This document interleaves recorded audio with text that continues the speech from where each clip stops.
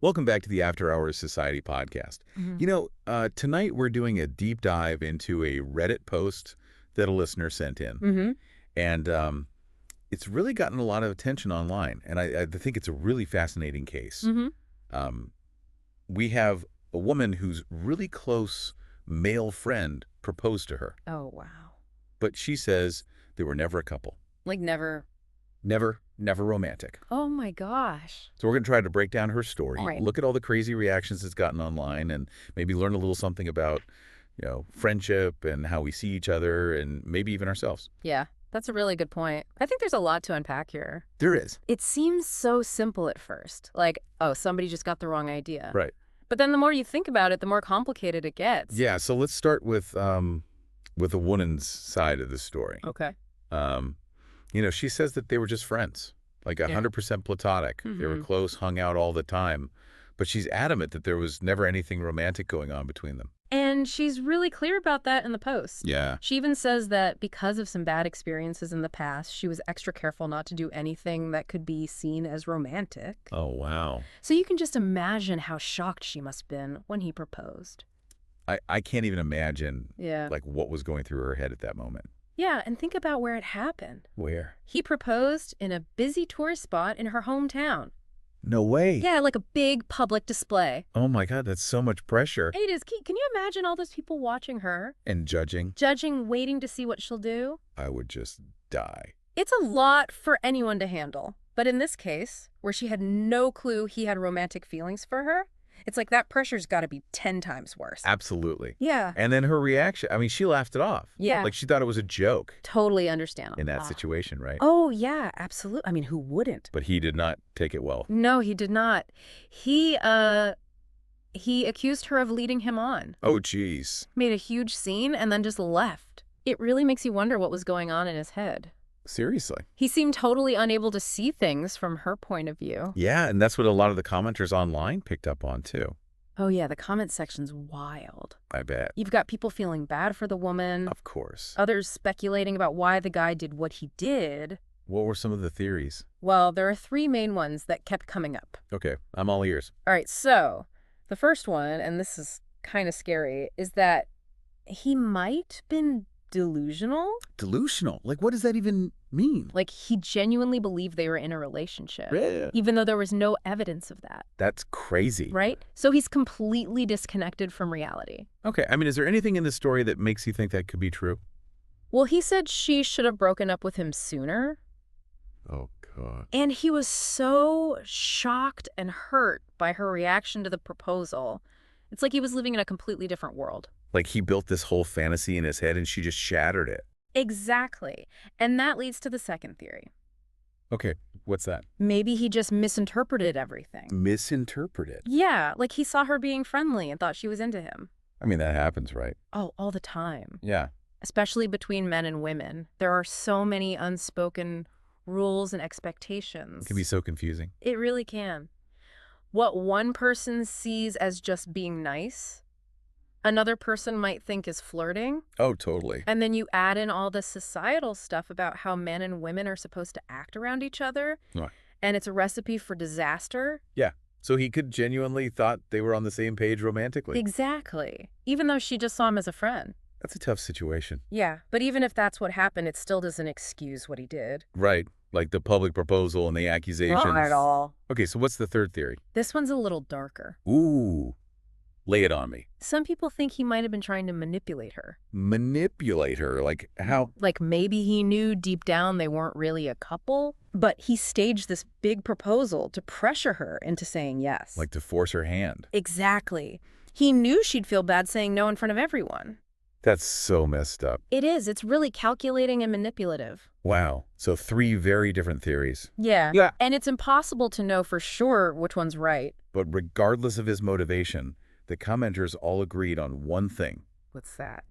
This woman needs to be careful. That's for sure. They were really worried about her safety. I mean, can you blame them? Nope. They told her to end the friendship, avoid being alone with him, Jeez. even contact his family and document everything just in case. Like she might need to take legal action. It's crazy, right? Yeah. It's a reminder that things can get really serious really fast. Absolutely. And sometimes you have to put your own safety first, No matter what. even if it means ending a friendship. Exactly. This is heavy stuff, It is. but it's important to talk about. I agree. We need to be aware of these kinds of situations so we can protect ourselves and the people we care about. Absolutely. And that's what this deep dive is all about. Exactly. Yeah, it's scary to think that something that starts out so innocent, can turn into something so dangerous. Right. And it makes you wonder, how do you navigate friendships, especially between men and women, when you've got all this societal baggage? Oh, yeah, definitely. Our culture tends to put this romantic spin on things, even if the people involved aren't feeling that way. Right. And that can lead to all sorts of misunderstandings. Like in this case. It's like walking through a minefield. One wrong step and boom. So how do we avoid these kinds of blow-ups? I mean, is it as simple as just being upfront about what you want? Well, communication is definitely key, but it's not always easy. I can imagine. Like, how do you set boundaries without ruining the friendship? Right. It's a delicate balance. It's almost like we need some kind of new rule book for being friends with the opposite sex. I think that's a great idea. Yeah. We need to be more aware of the messages we're sending, Yeah. both with our words and our actions. And just as important, we need to be good listeners. To really hear what the other person's saying. Exactly. And to respect their boundaries. Okay, so let's talk about the advice that the commenters gave to this woman. Oh, yeah. I mean, it was pretty extreme. Cut off all contact, tell his family, get a lawyer. Yeah, some people might say that's overreacting. But is it, though? Well, it's tough to say. It depends on the situation. True. But I think in this case, they were right to be cautious. Yeah, I mean, when someone's reality is that distorted and they're acting so erratically, you got to prioritize your own safety. Absolutely. It's better to be safe than sorry. It's a shame it has to be that way. It is. But it's a good reminder that even in friendships, things can go wrong. And we need to be prepared to protect ourselves. So basically what you're saying is we need to look out for red flags. Exactly. If someone's constantly misinterpreting your actions or pushing your boundaries or acting possessive, That's a sign to step back. yeah, it's like those warning signs they tell you about in abusive relationships. Huh. I never thought about it like that. But I guess it makes sense. Those same principles apply to friendships, too. Absolutely. Unhealthy patterns can pop up anywhere. And when it's someone you thought was a close friend, it can be even more devastating. Exactly. This whole thing really makes you question everything. It does. It reminds you that you can never really know what's going on inside someone else's head. So what can we do about it? I think it comes down to communication and self-awareness. Like being honest with yourself about what you want. Yeah, and being clear about that with the other person, and also being aware of your own boundaries and respecting theirs. It's a lot to juggle. It is, but healthy relationships are worth the effort. Okay, so bottom line, what are the key takeaways from all this? Well, first and foremost, communication is everything. Like, don't be afraid to have those tough conversations. Exactly. Better to clear the air than let things build up and explode. Right. And we also need to be aware of how society shapes our views of relationships. Oh, yeah, that's huge. Just because a guy and a girl hang out, it doesn't mean they're a couple. So don't jump to conclusions. Exactly. And lastly, what was that thing you said about trusting your gut? Oh, yeah. Something feels like If you're getting weird vibes, listen to that inner voice. Don't ignore it. it could be trying to tell you something important. Exactly. And sometimes the best thing you can do is walk away. Even if it hurts. Because your safety and your well-being are more important than any friendship. Absolutely.